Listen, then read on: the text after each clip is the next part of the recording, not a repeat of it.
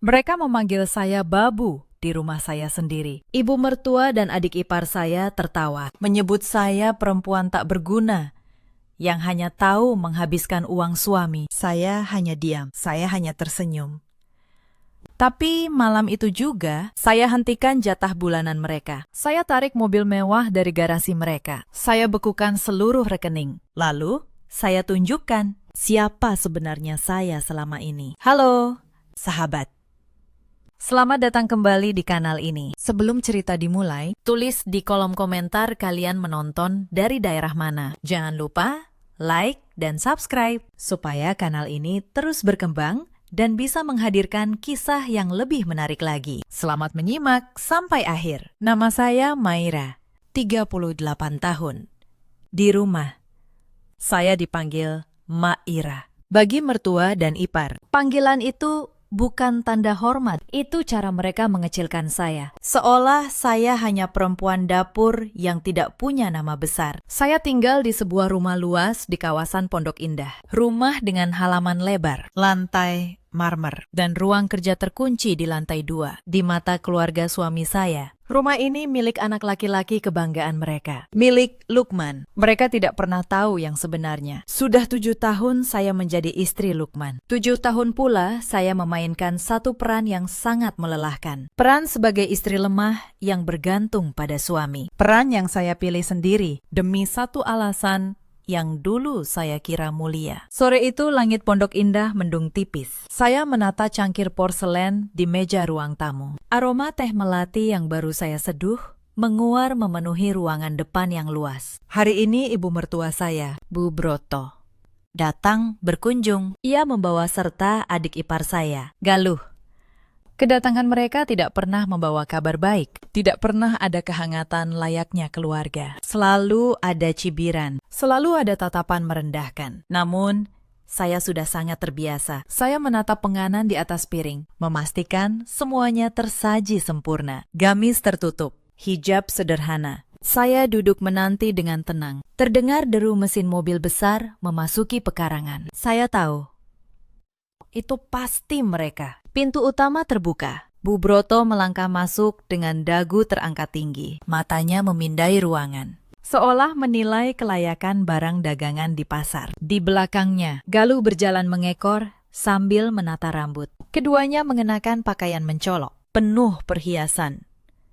Gelang emas berkilauan di pergelangan tangan mereka. Saya berdiri menyambut mereka, mempersilahkan keduanya duduk di sofa. Tapi belum sempat saya menuangkan teh, rentetan kata sakit sudah meluncur dari mulut Bu Broto. Ia memandang saya dari ujung kepala sampai ujung kaki. Lalu ia menyesap teh yang baru saja dituang dan mencibir. Bu Broto berkata keras, "Teh ini terlalu tawar, sama persis seperti hidupmu yang tidak ada gunanya." Saya tetap tersenyum. Saya tidak menjawab. Bu Broto melanjutkan lantang. Ia menyebut saya sangat enak. Hanya menganggur jadi ibu rumah tangga. Kerjanya cuma menghabiskan uang suami setiap hari tanpa menghasilkan apapun. "Kau ini beban berat untuk anakku," katanya tajam. "Lukman terlalu baik mau menampung perempuan tak punya penghasilan sepertimu. Di rumah ini, kau tidak punya pekerjaan lain selain jadi babu, menyapu, mengepel, melayani suami. Itu saja." Galuh yang duduk di sebelahnya tertawa terbahak-bahak. Ia menimpali dengan pedas. "Mbak Maira memang beruntung sekali," ujarnya.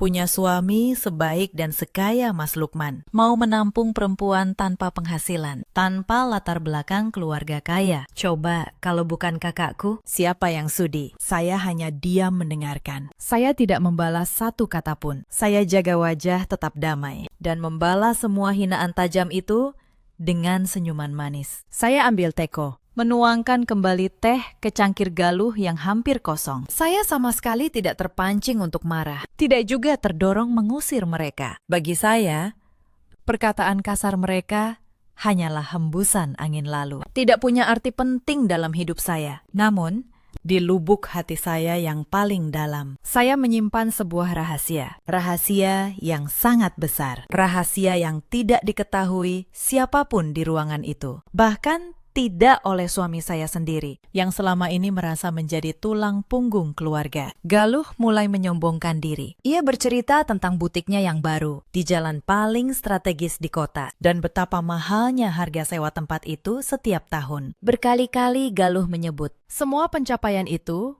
murni hasil bantuan dana dari Lukman. Kakak laki-laki yang katanya rela mengeluarkan uang berapapun demi kebahagiaan adiknya, tidak mau kalah. Bu Broto ikut memamerkan mobil mewah besar yang baru tiba di garasinya pagi itu.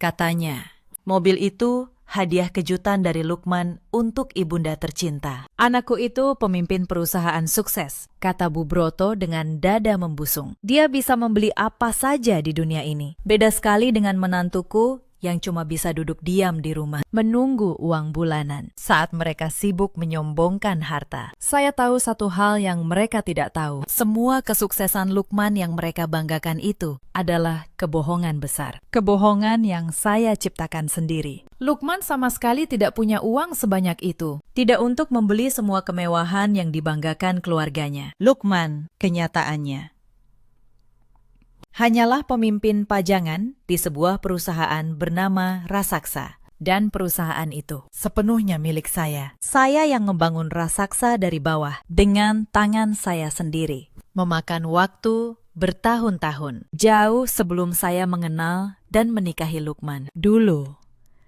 demi menjaga martabat suami di depan keluarganya yang gila hormat, saya tempatkan Lukman di kursi pemimpin tertinggi. Saya beri dia gaji besar, sementara saya memegang kendali penuh atas semua keputusan dari balik layar. Saya ingat jelas saat tangan saya sendiri menandatangani lembar cek bernilai miliaran rupiah untuk membeli mobil mewah yang kini dibanggakan Bu Broto itu. Saya juga ingat saat saya menyuruh asisten mengurus pembelian tanah dan bangunan tempat butik Galuh kini berdiri. Semua aset berharga itu sah berada di bawah kendali penuh saya. Dulu, Lukman memohon agar dibelikan barang-barang mewah supaya ibu dan adiknya senang dan berhenti menuntut. Saya menyetujuinya semata demi ketenangan rumah tangga. Tapi melihat sikap mertua dan ipar yang makin tidak tahu diri, makin tidak tahu terima kasih, dan justru makin gencar merendahkan saya. Kesabaran panjang saya akhirnya mencapai batas. Hari ini,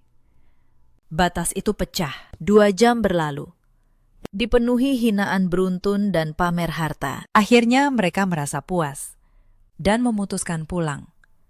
Saya mengantar keduanya sampai ke pintu depan, masih dengan senyum manis yang tak pernah pudar. Saya melambaikan tangan dengan tenang saat mobil mewah hasil uang saya itu keluar perlahan dari gerbang. Begitu mobil berbelok di ujung jalan dan benar-benar hilang dari pandangan, senyum ramah di wajah saya perlahan menghilang, digantikan oleh tatapan mata tajam yang sangat dingin. Penuh perhitungan, saya membalikan badan dan melangkah kembali masuk ke dalam rumah. Saya menaiki tangga menuju ruang kerja saya di lantai 2, ruangan yang selalu terkunci rapat. Tidak ada satu orang pun yang diizinkan masuk tanpa persetujuan saya, termasuk Lukman, suami saya sendiri. Saya duduk bersandar di kursi kerja berbahan kulit tebal. Saya ambil telepon genggam dari atas meja. Saya cari satu nama penting di daftar kontak pribadi saya. Saya tekan tombol panggilan.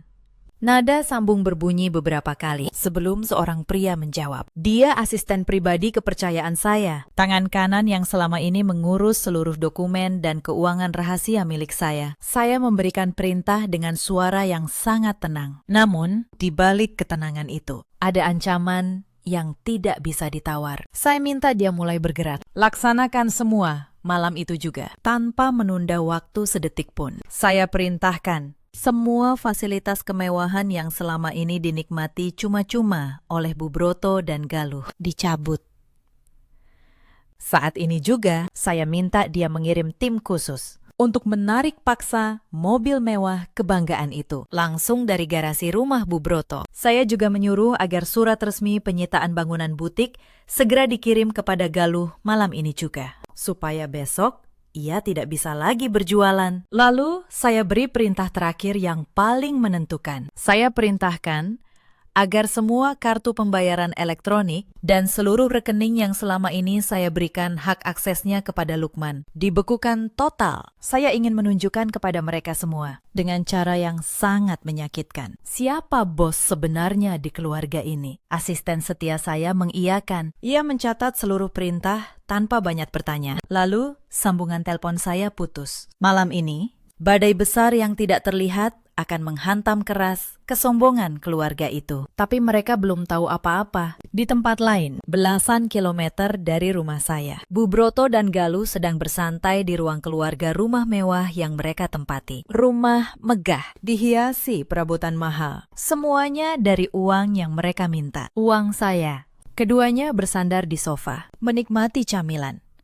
Masih membicarakan pertemuan tadi sore. Bu Broto tertawa keras. Mengingat bagaimana saya hanya diam dan tersenyum saat ia menghina habis-habisan di rumah saya sendiri. Ia merasa berhasil menginjak martabat menantunya. Galuh ikut menimpali. Mbak Maira memang tidak punya harga diri, Bu, katanya.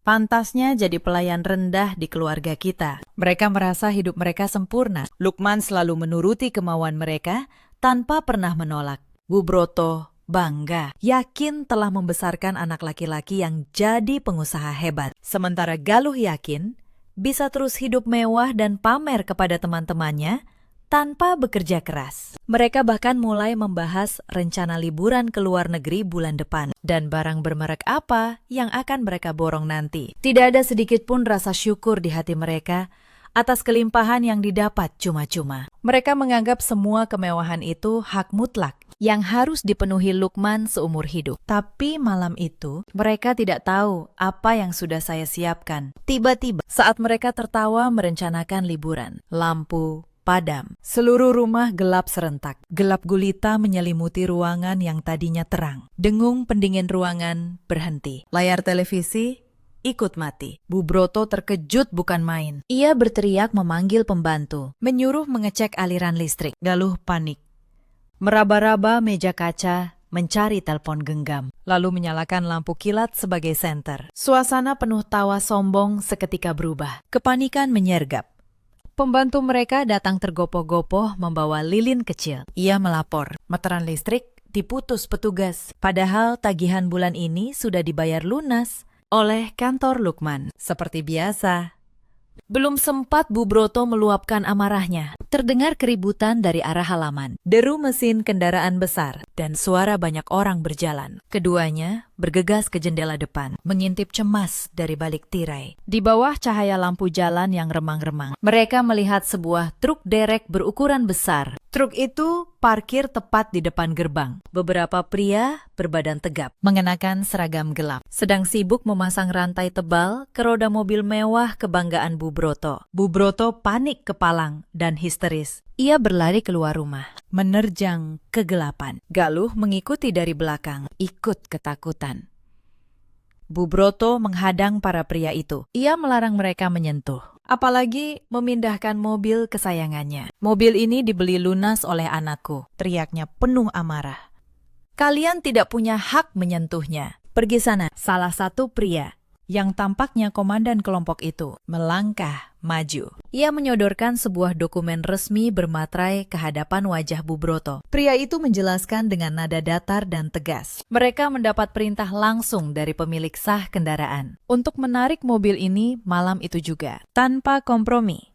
Bu Broto berusaha membaca tulisan di dokumen, tapi dalam suasana gelap dan panik, ia tidak bisa melihatnya jelas. Pria itu menegaskan, nama pemilik sah di dokumen kepemilikan bukanlah Lukman, melainkan nama orang lain. Bu Broto tidak terima. Ia langsung menyuruh Galuh menelpon Lukman malam itu juga. Tangan Galuh gemetar hebat saat mencari nomor kakaknya di layar telepon. Nada sambung berbunyi agak lama, membuat kepanikan mereka makin memuncak. Sebelum akhirnya, Lukman mengangkat panggilan darurat itu. Dengan suara serak, baru terbangun dari tidur. Galuh langsung menangis kencang. Ia berteriak menceritakan kejadian mengerikan itu. Rumah mereka mendadak gelap karena listrik diputus. Dan sekarang, ada segerombolan preman yang berusaha merampas mobil baru ibu mereka. Lukman terperanjat, Laporan adiknya mengejutkannya. Ia melompat turun dari tempat tidur. Saya yang berbaring di sebelahnya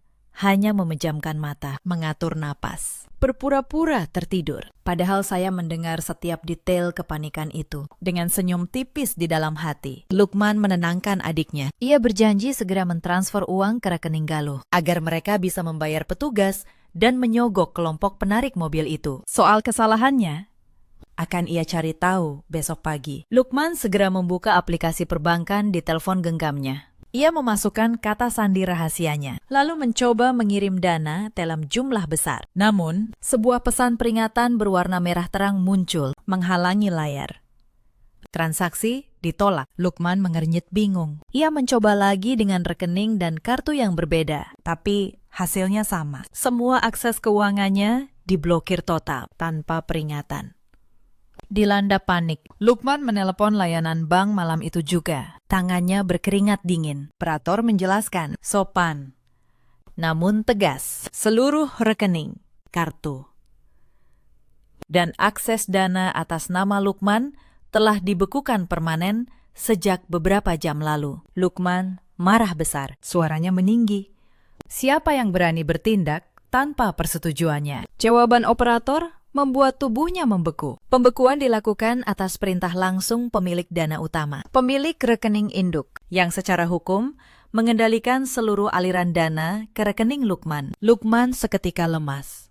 Ia tahu betul siapa satu-satunya orang yang memegang kendali sebagai pemilik dana utama di balik semua kekayaannya, tapi ia belum berani memikirkannya. Di halaman rumah Bu Broto, truk derek meraung keras. Truk itu mengangkut mobil mewah keluar, lalu pergi, meninggalkan pekarangan yang sunyi. Bu Broto tersungkur di rumput. Ia menangis terseduh, meratapi mobil kebanggaannya yang lenyap di telan malam. Galuh memeluk tubuh ibunya yang gemetar. Tepat saat keputusasaan melanda, layar telepon Galuh menyala terang di tengah gelap. Sebuah surat elektronik baru masuk. Galuh membuka pesan itu. Tangannya gemetar. Sebuah surat dari firma hukum terkenal. Isinya pemberitahuan penyitaan aset dan penghentian paksa sewa bangunan komersial. Bangunan yang selama ini ia banggakan sebagai butik mewahnya. Dokumen hukum itu menyatakan dengan jelas, hak guna bangunan telah dicabut sepihak oleh pemilik sah, tanpa pesangon. Galuh diberi batas waktu kurang dari 24 jam untuk mengosongkan seluruh isi butiknya. Jika lewat, semua barang dagangan akan dibuang oleh pihak berwenang. Galuh membaca nama pemilik sah yang tercetak tebal di bawah surat. Matanya terbelalak.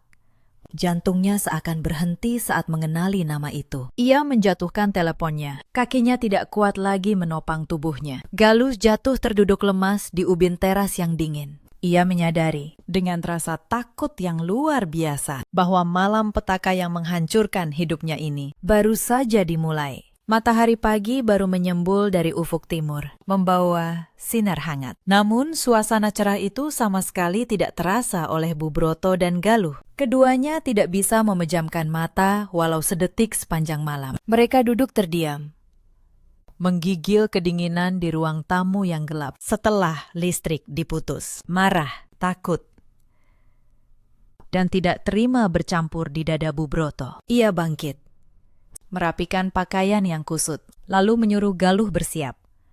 Karena mobil sudah ditarik, mereka terpaksa memesan taksi daring lewat telepon Galuh yang baterainya hampir habis. Sepanjang jalan menembus macet, Bu Broto menggerutu lantang. Ia menyalahkan saya atas semua penderitaan pagi itu. Ia yakin menantunya yang pendiam telah merancang tipu muslihat untuk menguras dan menyembunyikan isi rekening keluarga. Taksi daring itu akhirnya berhenti tepat di depan gerbang besi rumah saya. Bu Broto turun dengan langkah kaki yang dihentakkan keras ke tanah sebagai bentuk pelampiasan amarahnya. Ia mendorong pintu gerbang yang kebetulan tidak terkunci rapat, lalu berjalan cepat melintasi halaman depan yang luas. Galuh mengikuti dari belakang, menggenggam teleponnya yang layarnya sudah retak. Sesampainya di pintu utama kayu jati, Bu Broto tidak menekan bel. Ia langsung menggedor daun pintu dengan kepalan tangannya, sekuat tenaga, berulang kali.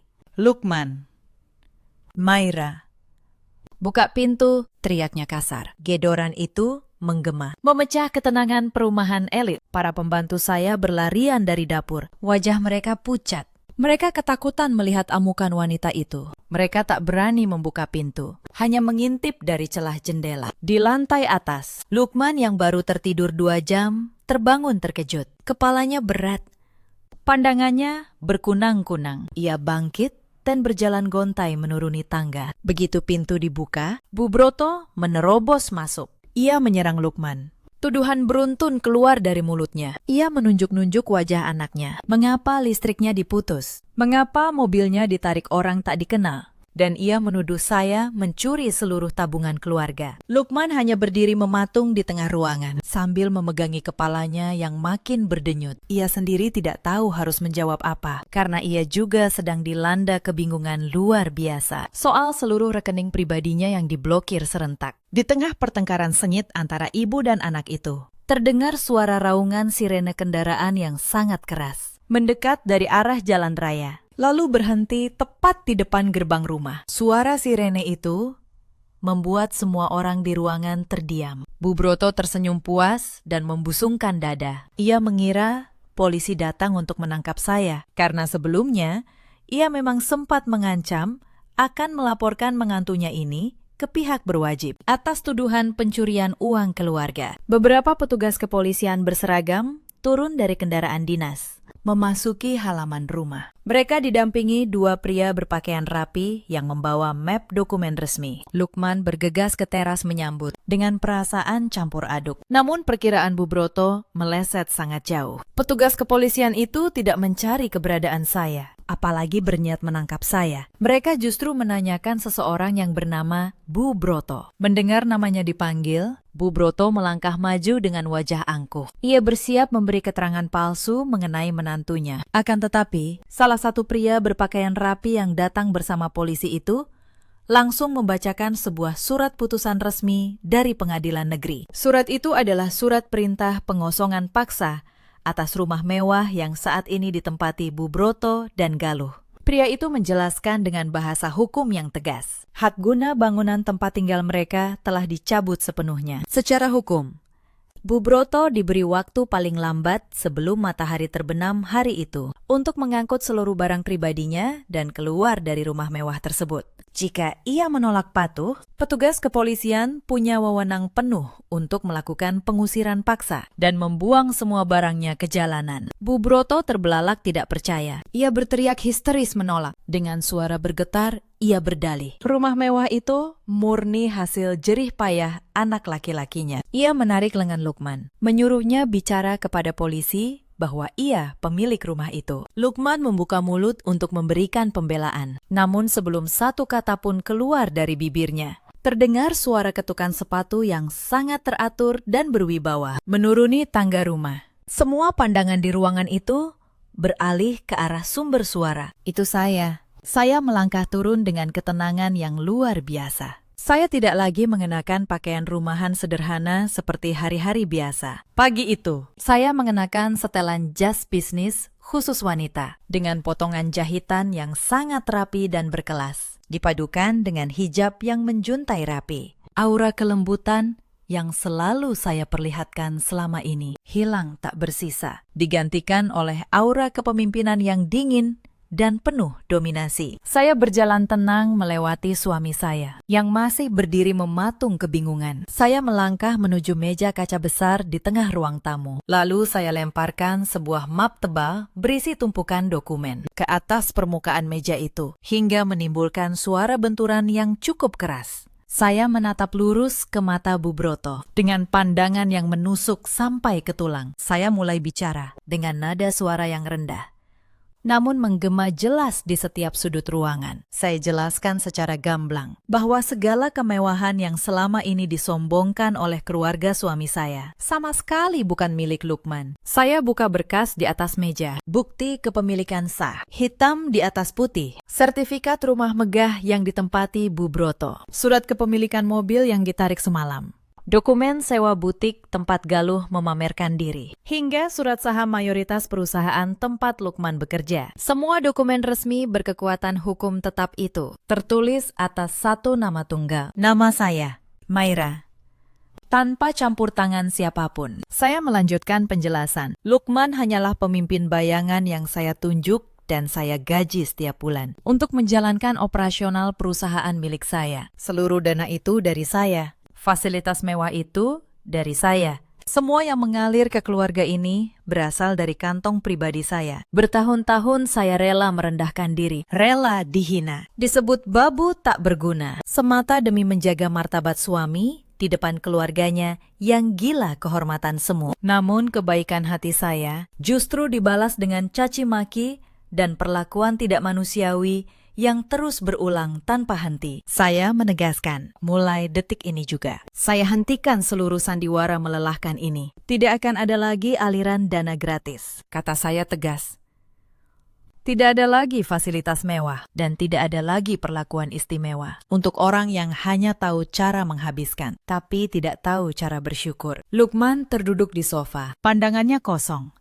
Kenyataan pagi itu terlalu berat. Ia baru sadar betapa bodohnya ia selama ini, merasa paling hebat. Padahal ia hanya menumpang di atas kerajaan raksasa yang dibangun keringat istrinya sendiri. Galuh yang berdiri di belakang ibunya mulai menangis. Ia menyadari surat penyitaan butiknya semalam adalah nyata, bukan kesalahan sistem. Bu Broto masih berusaha keras menyangkal kenyataan pahit itu. Ia mencoba maju untuk menampar wajah saya, namun dengan gerakan cepat, 2 orang petugas kepolisian langsung menahan lengan wanita paruh baya itu. Mereka memintanya mundur karena tindakannya bisa dikategorikan sebagai penyerangan fisik. Saya melangkah maju 1 langkah, menipiskan jarak antara diri saya dengan ibu mertua dan adik ipar saya. Saya tersenyum tipis, senyum yang sama seperti saat menyajikan teh sore kemarin. Namun kali ini ia mengandung kepahitan yang akan menghancurkan hidup mereka. Saya menatap Bu Broto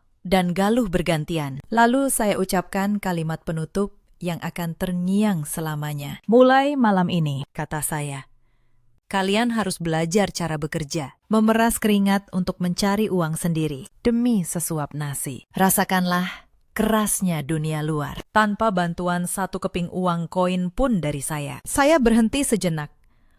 Tapi kalau kalian tidak sanggup bertahan, tidak sanggup menahan lapar di jalanan, saya tawarkan 1 pekerjaan yang sangat cocok dengan ucapan kalian kemarin. Jadi, babu sungguhan. Bertugas membersihkan lantai rumah saya. Saya membalikan badan dengan tenang. Saya berjalan kembali menaiki tangga rumah, meninggalkan ibu mertua, adik ipar, dan suami saya yang hancur lebur berkeping-keping dalam lautan penyesalan yang sudah terlambat. Pengusiran paksa hari itu berjalan tanpa belas kasihan. Bu Broto dan Galuh memasukkan pakaian dan barang pribadi ke dalam tas di bawah pengawasan polisi. Mereka tidak diizinkan membawa 1 pun barang berharga, tidak perhiasan, tidak elektronik, karena semuanya terdaftar resmi sebagai aset milik saya. Sore harinya, saat matahari mulai condong ke ufuk barat, ibu dan anak itu melangkah gontai meninggalkan rumah mewah. Rumah yang selama bertahun-tahun menjadi simbol kesombongan mereka. Kini, mereka harus menelan pil pahit kenyataan. Mereka terdampar di kamar sewa sempit. Di pinggiran kota, hanya ada kasur tipis tanpa dipan, sebuah kipas angin tua yang berisik, dan lemari plastik murah. Udara pengap langsung menyergap. Jauh berbeda dengan sejuk pendingin ruangan yang biasa mereka nikmati. Di kamar sewa yang sempit, dendam di dada Bu Broto bukannya padam, justru makin berkobar. Ia tidak mau menerima kekalahan memalukan ini. Ia menganggap saya telah menjatuhkan kehormatan keluarganya ke titik paling rendah. Bu Broto termenung berjam-jam di atas kasur tipis, mencari cara untuk menghancurkan saya dan merebut semua kekayaan yang menurutnya hak keluarganya. Setelah berpikir panjang, sebuah rencana licik muncul di kepalanya. Rencana itu menjadikan Lukman sebagai senjata utama. Bu Broto sangat yakin, sebagai seorang suami, Lukman punya hak hukum mutlak atas setengah dari seluruh kekayaan saya. Melalui pembagian harta bersama yang didapat selama pernikahan, ia merasa menemukan celah. Keesokan harinya, Bu Broto menyuruh Galuh menghubungi Lukman, memintanya datang ke rumah makan sederhana dekat tempat tinggal baru mereka. Lukman yang tertekan dan bingung dengan posisinya, datang memenuhi panggilan ibunya dengan langkah berat. Pertemuan ibu dan anak itu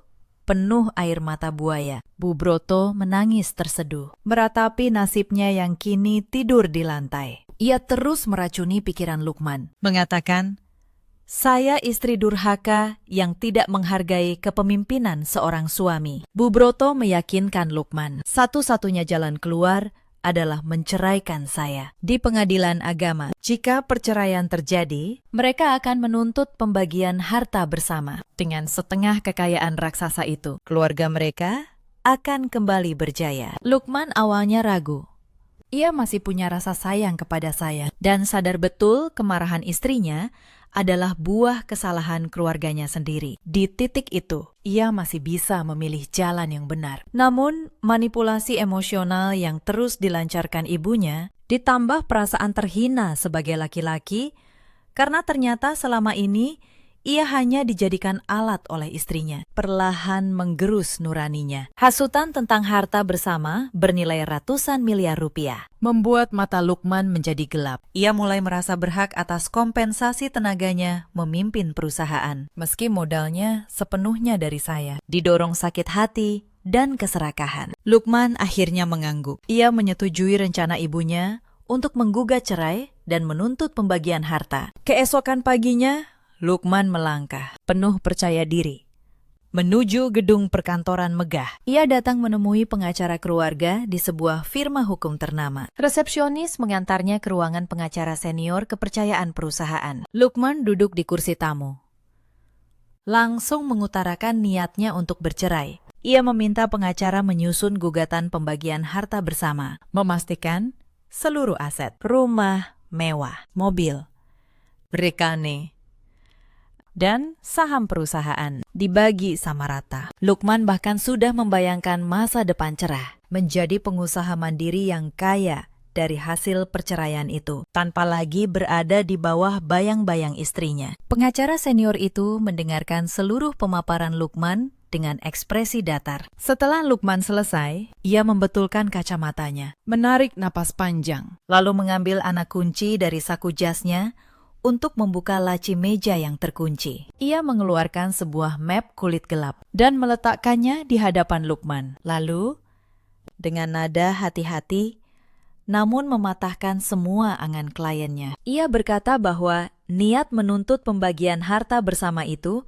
mustahil diwujudkan di pengadilan manapun. Lukman bingung, bertanya, mengapa demikian? Bukankah hukum mengatur pembagian harta suami istri? Sang pengacara membuka map kulit itu. Dokumen resmi berlembar-lembar, dihiasi meterai dan stempel sah negara. Ia menunjuk satu tanda tangan di bagian paling bawah. Lukman menatap dokumen itu lekat. Tiba-tiba, darah di sekujur tubuhnya seakan berhenti. Ia mengenali tanda tangan itu. Tanda tangannya sendiri, bersanding dengan tanda tangan saya. Ingatan Lukman terlempar ke masa lalu. Hari-hari sebelum pernikahan. Saat itu, saya menyodorkan tumpukan dokumen tebal untuk ditandatangani. Saya katakan itu pendaftaran tabungan masa depan untuk pendidikan anak-anak kami kelak. Karena cinta buta, karena percaya penuh, Lukman menandatangani semua berkas tanpa membacanya. Kenyataan yang tertulis di dokumen berkekuatan hukum itu menghancurkan Lukman berkeping-keping. Berkas yang ia tandatangani bertahun-tahun lalu bukan dokumen tabungan, melainkan perjanjian pranikah, pemisahan harta antara suami dan istri. Pengacara itu membacakan poin paling krusial dengan suara datar. Disebutkan di sana, seluruh harta benda yang dibawa sebelum pernikahan dan seluruh kekayaan yang dihasilkan selama pernikahan akan menjadi hak milik penuh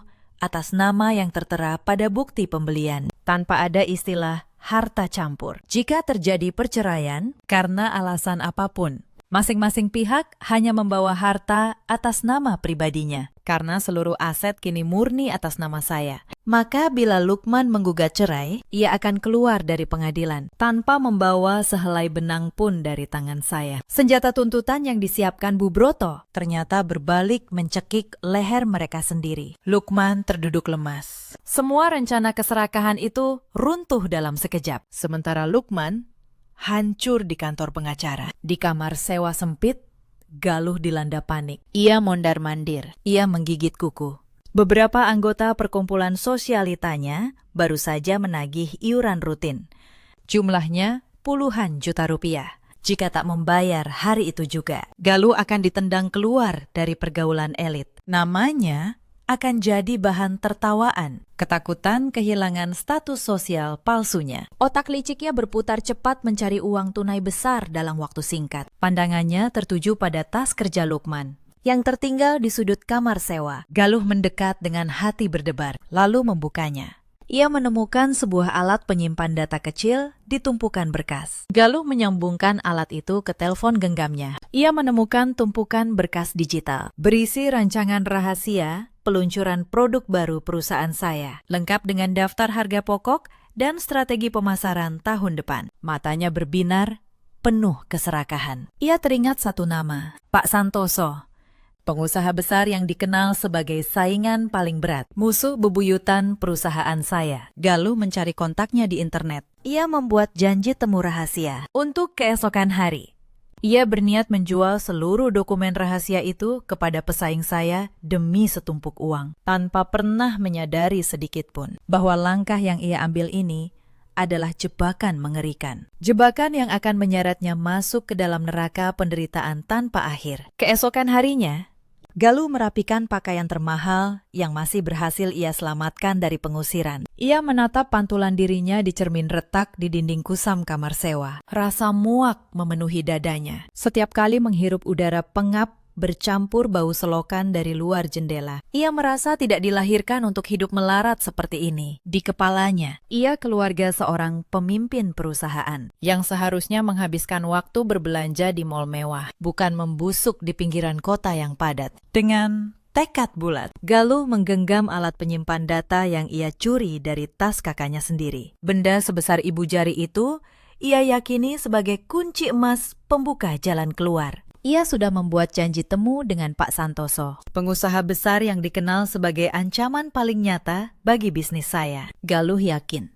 rahasia di alat itu punya nilai jual miliaran rupiah. Bagi pesaing yang haus celah untuk menjatuhkan lawan, ia memakai sisa uang terakhir di dompetnya untuk memesan kendaraan menuju restoran eksklusif di jantung bisnis kota. Sepanjang perjalanan, otaknya tidak berhenti merajut angan tentang apa saja yang akan ia lakukan dengan uang hasil penjualan data itu. Ia berencana menyewa apartemen mewah, membeli mobil terbaru yang lebih bergengsi dari milik ibunya dulu, dan menyiapkan dendam kejam untuk menghancurkan saya. Ia membayangkan betapa puasnya melihat wajah saya yang selalu tenang itu berubah panik saat usaha saya bangkrut. Senyum licik mengembang di bibirnya. Ia tidak merasakan secuil pun penyesalan atau rasa bersalah karena mengkhianati darah dagingnya sendiri yang sedang terpuruk. Sebaliknya, ia merasa bangga, menganggap tindakannya ini penyelamatan keluarga paling cerdas. Setibanya di restoran eksklusif itu, Galuh disambut alunan musik klasik dan udara dingin pendingin ruangan. Suasananya tenang, mewah, tertutup. Hanya diisi para petinggi perusahaan dan pengusaha kaya raya. Galuh menyebut nama Pak Santoso kepada pelayan di dekat pintu masuk. Pelayan itu menunduk hormat, lalu mengantarnya menyusuri lorong berkarpet menuju ruang makan pribadi di belakang gedung. Saat pintu dibuka, Galuh melihat Pak Santoso sudah bersandar santai di kursinya, ditemani seorang asisten yang berdiri tegak di sudut ruangan. Pak Santoso, pria parubaya dengan tatapan tajam dan pembawaan tenang layaknya pemangsa yang menunggu mangsa. Ia mempersilakan Galuh duduk dengan isyarat tangan. Tanpa basa-basi, Galuh langsung mengeluarkan alat penyimpan portabel itu dan meletakkannya di tengah meja kaca. Dengan nada meyakinkan, Galuh menjelaskan, benda kecil itu berisi seluruh urat nadi perusahaan saya untuk setahun ke depan. Rancangan produk yang belum dipublikasikan, daftar harga dari setiap pemasok, hingga kelemahan sistem distribusi yang selama ini ditutupi rapat-rapat. Galuh dengan penuh kesombongan menawarkan seluruh informasi itu kepada Pak Santoso dengan syarat imbalan uang tunai senilai 1 miliar rupiah. Sebuah angka yang ia sebut tanpa keraguan. Pak Santoso mendengarkan setiap perkataan Galuh dengan wajah yang sama sekali tidak berubah ekspresinya. Ia hanya tersenyum tipis, lalu menyuruh asistennya menyambungkan alat itu ke sebuah komputer jinjing. Setelah memeriksa sekilas dokumen digital di layar, Pak Santoso mengangguk. Ia menyetujui tawaran itu. tanpa menawar sedikit pun. Ia langsung memerintahkan asistennya untuk segera memindahkan dana 1 miliar rupiah langsung ke nomor rekening pribadi Galuh. Saat itu juga, hanya dalam hitungan menit, telepon genggam di genggaman Galuh bergetar. Ada pemberitahuan baru masuk. Galuh membuka aplikasi perbankan. Tak sabar. Matanya terbelalak, jantungnya berdebar, napasnya tertahan. Melihat deretan angka 0 panjang di saldonya. 1 miliar rupiah. Benar-benar masuk. Sah menjadi miliknya. Kelegaan luar biasa menyapu semua ketakutannya beberapa hari terakhir. Ia mengucapkan terima kasih dengan nada bergetar gembira, menyalami tangan Pak Santoso, lalu bergegas undur diri dengan langkah kaki yang terasa ringan. Galuh langsung mencari kendaraan untuk kembali ke kamar sewa tempat ibunya menunggu. Sepanjang jalan, ia tidak berhenti tersenyum. Berulang kali memeriksa layar telepon, memastikan deretan angka itu tidak menghilang. Setibanya di tempat tujuan, ia mendorong pintu kamar sewa dengan kasar. Sebelum ibunya sempat memarahinya, Galuh langsung menyodorkan layar teleponnya ke depan wajah Bu Broto. Bu Broto memicingkan mata, membaca angka di layar, menyadari jumlah uang itu. Bu Broto menjerit. Ia melompat dari kasur, memeluk dan menciumi Galuh sambil menangis haru. Galuh bercerita dengan bangga. Keberhasilannya menipu kakaknya sendiri, mencuri data perusahaan, menjualnya kepada saingan terbesar saya. Mereka berdua tertawa lepas di ruangan pengap itu, merayakan kemenangan palsu mereka. Mereka berniat menyewa kamar hotel mewah sebagai tempat singgah sementara. Tapi mereka tidak tahu, kemenangan itu adalah jebakan yang saya rancang sendiri. Di waktu yang sama, di sebuah gedung perkantoran mewah yang menjulang, pemandangan yang bertolak belakang sedang terjadi. Saya duduk tegak dan berwibawa di balik meja kerja kayu solid, di ruangan pemimpin utama. Pandangan saya lurus keluar jendela, menyajikan kota dari ketinggian. Pintu ruangan saya terbuka. Masuklah Pak Santoso dengan langkah santai. Jauh berbeda dengan kesan kaku yang ia tunjukkan saat bertemu Galuh tadi. Ia tersenyum ramah, mendekati meja kerja saya. Ia meletakkan alat penyimpan data itu di meja saya. Ia menggeleng, tak percaya. Pria yang dianggap musuh bebuyutan itu ternyata bukan musuh sama sekali. Ia penasihat keuangan yang paling saya percaya. Salah satu penanam modal paling setia. Sejak perusahaan ini belum jadi raksasa, saya memutar alat penyimpan itu perlahan di jari-jari saya. Pak Santoso menceritakan betapa sombongnya tingkah Galuh saat menawarkan data itu. Dan betapa mudahnya perempuan serakah itu masuk ke perangkap yang sudah kami susun matang. Semua kejadian hari ini, mulai dari tas kerja Lukman yang sengaja saya tinggalkan dalam keadaan terbuka di sudut kamar sewa, hingga pertemuan dengan Pak Santoso, adalah skenario yang saya rancang dan saya sutradarai sendiri. Dokumen yang dicuri Galuh dengan bangga itu sama sekali bukan rahasia perusahaan yang sebenarnya. Itu sekumpulan rancangan produk gagal yang sudah dibuang dan informasi palsu yang sengaja saya buat semata sebagai umpan untuk menguji sejauh mana kelicikan dan pengkhianatan keluarga suami saya. Saya tidak terkejut. Galuh menggigit umpan itu tanpa berpikir. Saya paham tabiat parasit yang selalu mencari jalan pintas tanpa mau berkeringat. Saya tersenyum dingin. Saya berterima kasih atas kerjasama Pak Santoso. Permainan ini baru memasuki babak penghancuran yang sebenarnya. Di kamar sewa sempit, kegembiraan ibu dan anak itu terhenti mendadak. Galuh yang berniat membayar uang muka kamar hotel mewah lewat aplikasi tiba-tiba mengernyit saat ia menekan tombol pembayaran. Sebuah jendela peringatan muncul. Transaksi ditolak sepenuhnya oleh pihak perbankan. Galuh panik.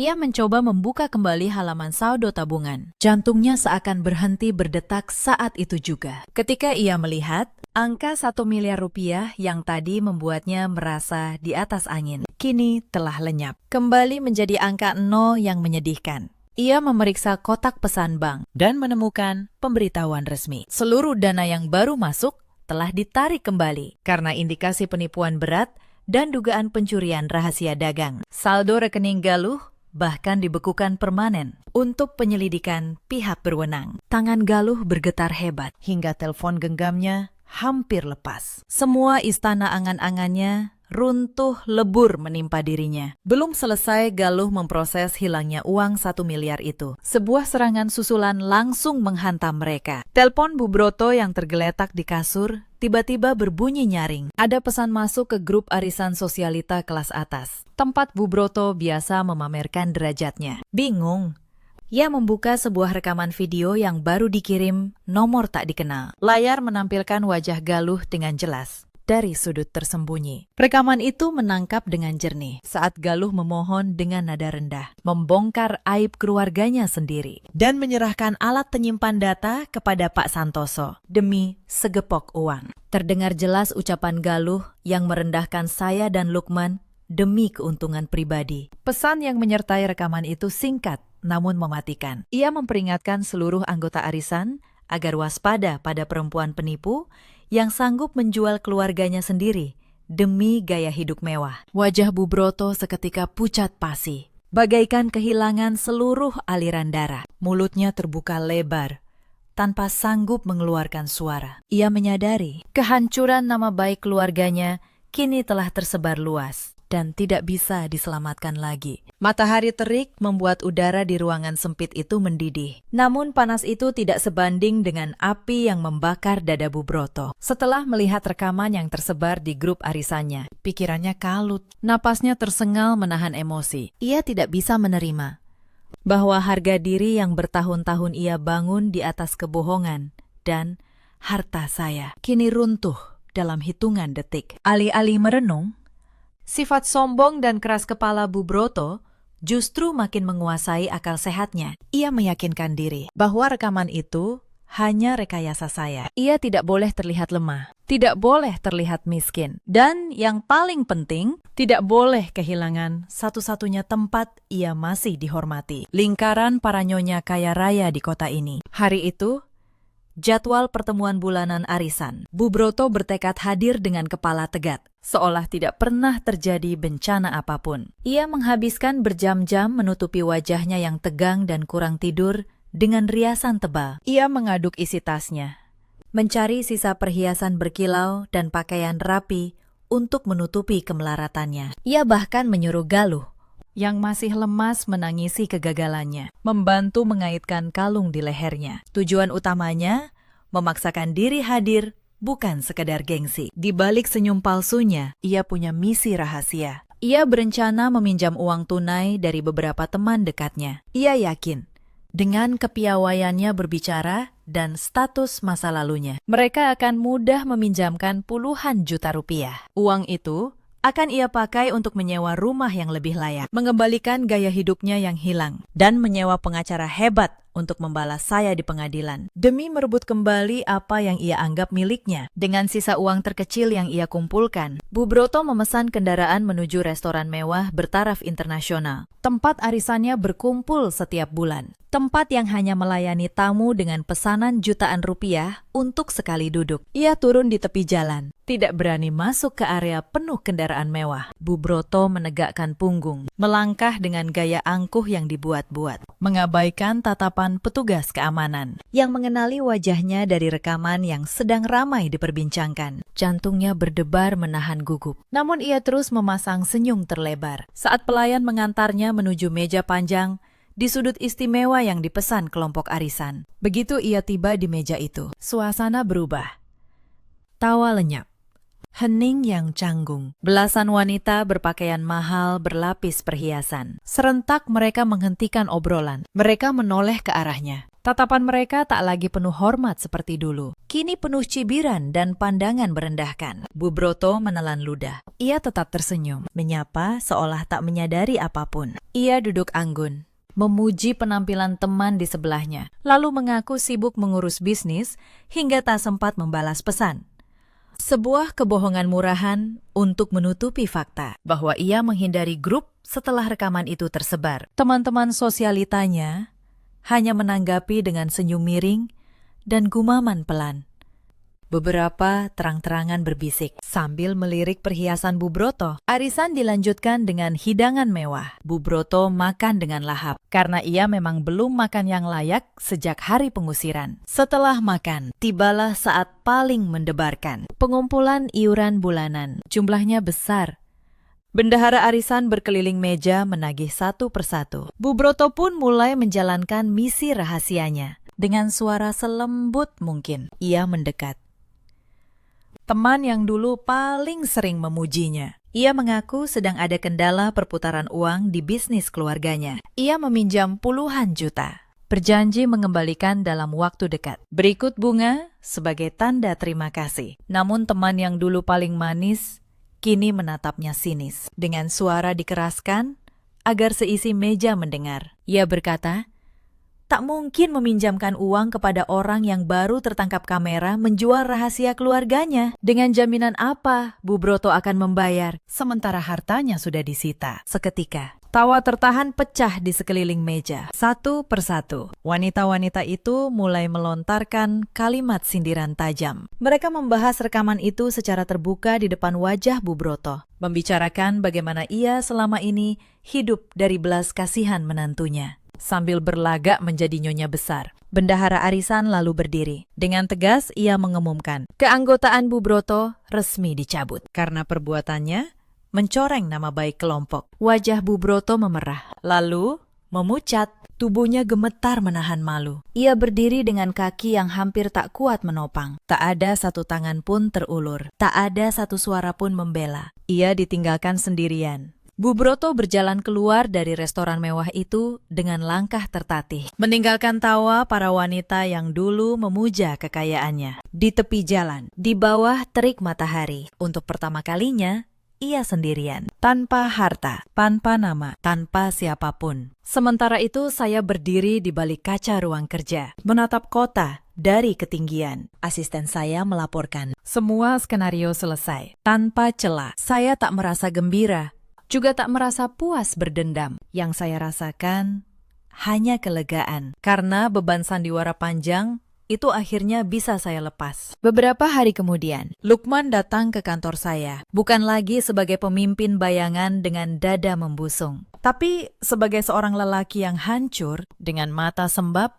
dan langkah ragu. Ia berdiri di depan meja saya, lalu menundukkan kepalanya dalam-dalam. Ia tidak meminta harta, tidak menuntut apapun. Ia hanya meminta maaf atas kebodohannya, membiarkan keluarganya menghina perempuan yang menanggung hidup mereka, atas keserakahannya yang sempat tergoda menggugat cerai. Saya menatapnya lama, lalu berkata, maaf adalah satu hal, kepercayaan adalah hal yang berbeda. Saya tidak menjatuhkan talak, tapi juga tidak buru-buru menerimanya kembali. Saya katakan, jika ia sungguh ingin memperbaiki diri, ia harus memulai dari nol. Bukan sebagai suami yang menumpang di kerajaan istrinya, tapi sebagai lelaki yang membangun harga dirinya dengan keringat sendiri. Jalan panjang, dan saya tak tahu apakah ia sanggup. Bu Broto dan Galuh tetap tinggal di kamar sewa sempit itu, tanpa harta, tanpa nama besar, tanpa lingkaran sosial yang dulu dibanggakan. Penyelidikan kasus pencurian rahasia dagang masih membayangi Galuh.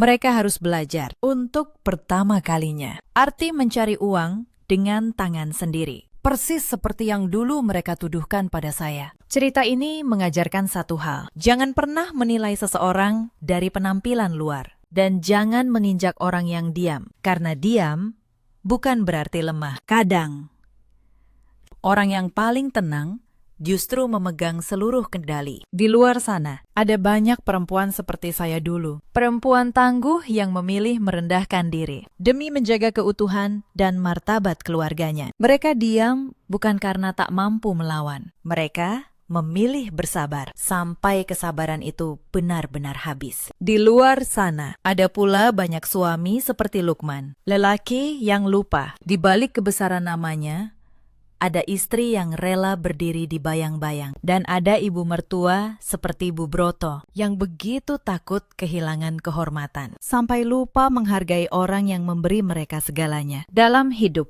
kita selalu punya pilihan, bersyukur atau serakah, menghargai atau menghina, dan setiap pilihan selalu membawa akibatnya sendiri, cepat atau lambat. Bagaimana menurut kalian tentang kisah ini? Apakah sikap Maira sudah tepat? Ceritakan pendapat dan kisah kalian sendiri di kolom komentar. Terima kasih sudah menemani. Sampai jumpa di video berikut. Hari kedua menjadi menantu. Saya berhenti memasak.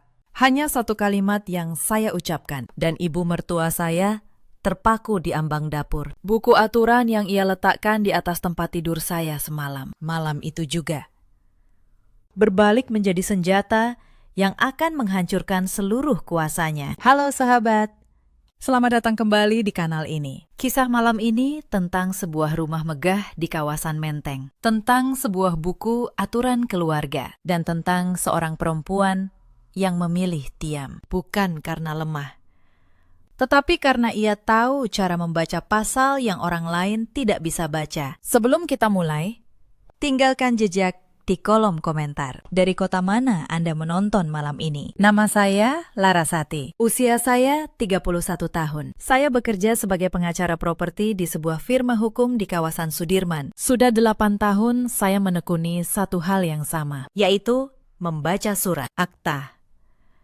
dan sertifikat sampai ke titik dan koma terkecil. Orang membayar saya mahal bukan untuk berdebat dengan suara keras. Mereka membayar saya untuk menemukan satu kalimat yang salah, yang bisa membalikan kepemilikan sebuah bangunan dalam satu sidang. Saya menikah dengan Bayu 6 bulan lalu. Bayu, seorang pria yang baik, lembut, sopan, sedikit penakut.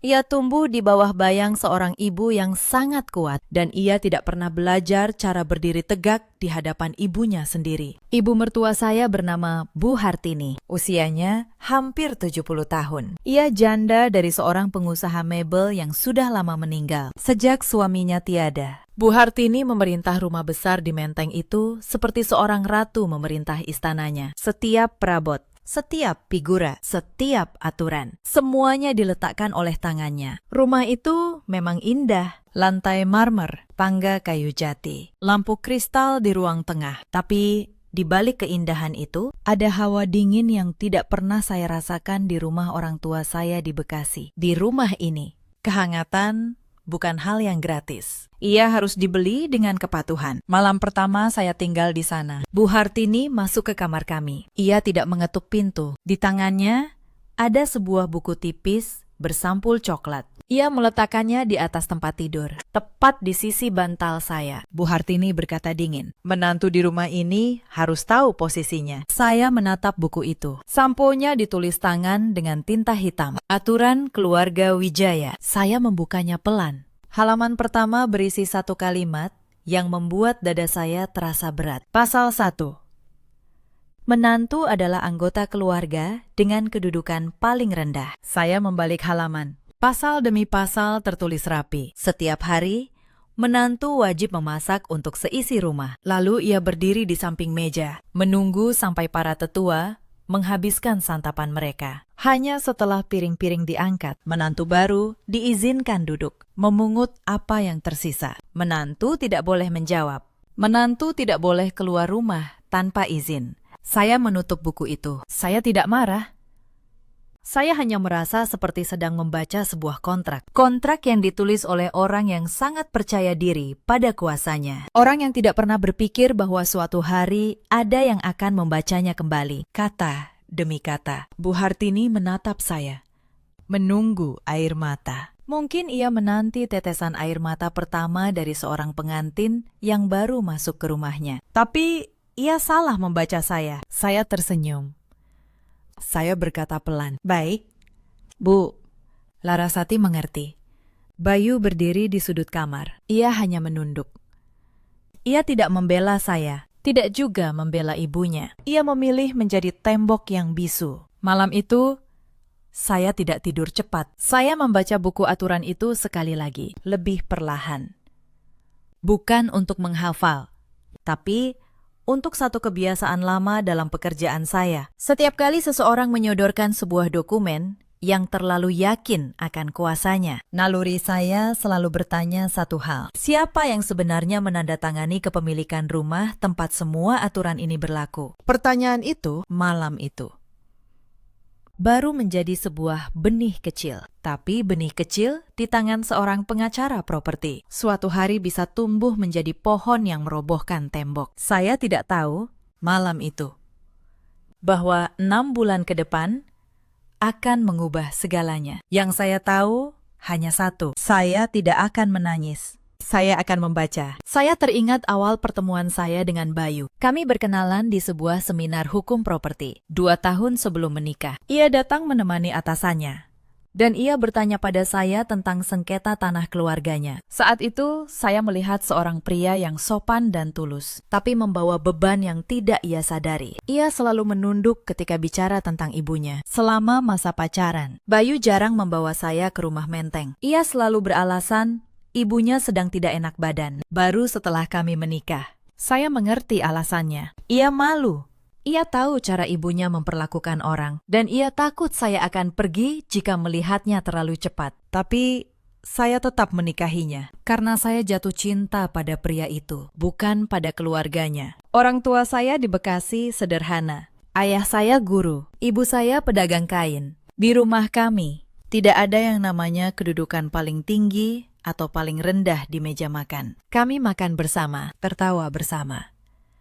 Dan setiap orang berhak bersuara. Mungkin itulah yang membuat saya tidak pernah bisa menerima gagasan bahwa seorang manusia harus berdiri menunggu manusia lain selesai makan. Hanya karena status. Malam pernikahan kami seharusnya menjadi malam yang hangat. Tapi kehangatan itu pudar dalam hitungan jam. Ketika Bu Hartini masuk ke kamar membawa buku aturan itu. Saat itu saya sadar, pernikahan saya bukan hanya tentang saya dan Bayu. Ia adalah medan tempat dua dunia bertemu. Dunia yang percaya pada kesetaraan dan dunia yang percaya pada hierarki. Saya tahu saya tidak boleh kalah, bukan demi kemenangan, tapi demi martabat. Karena jika saya menyerah di hari pertama, saya akan menghabiskan sisa hidup saya sebagai bayangan di rumah itu. Dan saya tidak menikahi Bayu untuk menjadi bayangan siapapun. Esok paginya, perang itu dimulai. Tapi bukan dengan teriakan. Saya memulainya dengan keheningan. Pagi pertama,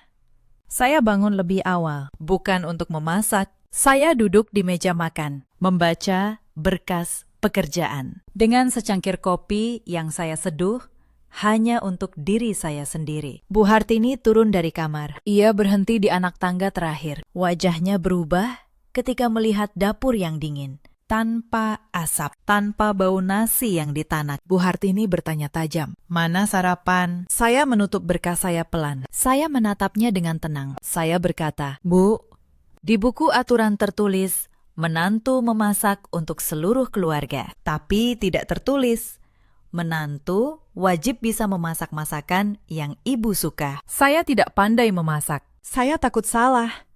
Lalu, ibu sakit. Jadi lebih aman kalau saya tidak memasak sama sekali." Itulah satu kalimat yang membuatnya terpaku. Bu Hartini berdiri di sana. Mulutnya terbuka, tapi tidak ada kata yang keluar. Ia tidak menyangka senjatanya sendiri bisa dipegang terbalik. Bayu yang baru turun hanya bisa menatap kami berdua bergantian. Ia tahu sesuatu telah berubah pagi itu. Istrinya tidak melawan dengan suara. Istrinya melawan dengan pasal. Hari itu, untuk pertama kalinya dalam puluhan tahun, Bu Hartini sendiri yang harus turun ke dapur. Ia menggerutu sepanjang pagi. Tapi malam itu, di kamar, ia tak tahu apa yang sudah mulai saya siapkan. Insiden kedua datang di akhir pekan. Bu Hartini mengumpulkan beberapa kerabat untuk arisan keluarga di rumah. Ia ingin memamerkan menantu barunya yang katanya tahu adab. Di depan para tamu, ia memerintah saya dengan suara manis yang penuh racun. Bu Hartini berkata, "Larasati,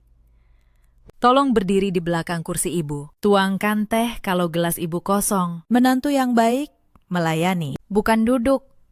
Para tamu memandang saya, menunggu saya tersinggung. Tapi saya hanya tersenyum. Saya mengambil buku aturan keluarga yang sengaja saya bawa di tas saya, lalu meletakkannya di atas meja. Saya berkata lembut, "Tentu, Bu. Tapi izinkan saya membaca dulu pasal 7, supaya saya tidak salah melayani." Saya membuka halaman, lalu membaca dengan suara jelas. Pasal 7. Menantu melayani tamu keluarga dengan hormat. Selama tamu itu juga menghormati menantu sebagai bagian dari keluarga. Saya menutup buku.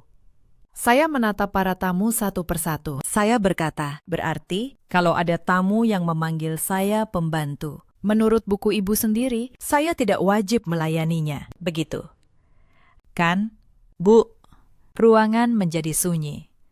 Salah satu tante yang tadi menyebut saya pembantu langsung menunduk. Bu Hartini menggenggam sapu tangannya erat-erat. Ia menulis buku itu untuk mengikat saya. Ia tidak pernah membayangkan bahwa setiap pasal bisa dibaca dua arah. Sejak hari itu, para kerabat mulai bicara di belakang. Bukan tentang saya, tapi tentang Bu Hartini yang katanya kalah debat dengan menantunya sendiri. Bagi seorang perempuan yang hidup dari kehormatan, itu adalah luka yang dalam. Insiden ketiga lebih halus, tapi lebih menyakitkan baginya. Suatu sore, Bu Hartini memanggil Bayu ke ruang kerjanya. Saya mendengar dari balik pintu. Ia menyuruh Bayu memilih, ibunya atau istrinya. Bayu berkata gemetar, Bu, Laras tidak salah apa-apa. Dia hanya mengikuti aturan ibu sendiri. Bu Hartini membentak.